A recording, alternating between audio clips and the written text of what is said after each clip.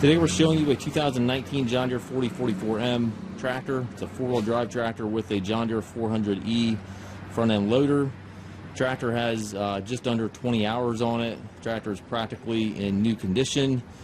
This tractor is a local unit. The fellow that owned this tractor died, and his widow basically had no use for the tractor, so it's set for a little bit, and then we bought the tractor from that widow. So that is the story on the tractor, on the reason why it doesn't hardly have any hours on it. And again, just under 20 hours, and it looks like a brand new tractor. The bucket here doesn't look like it's been used. Has the paint still on the pins here. Roll guard up front, and again, it is the 400E loader. Loader joystick right there within easy reach. It does have the hydrostat transmission with the twin pedals. You still see the pips on the tires.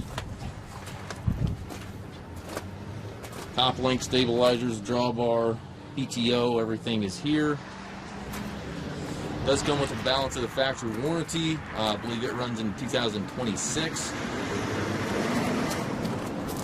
Just about as close to new as we're going to be able to find for you.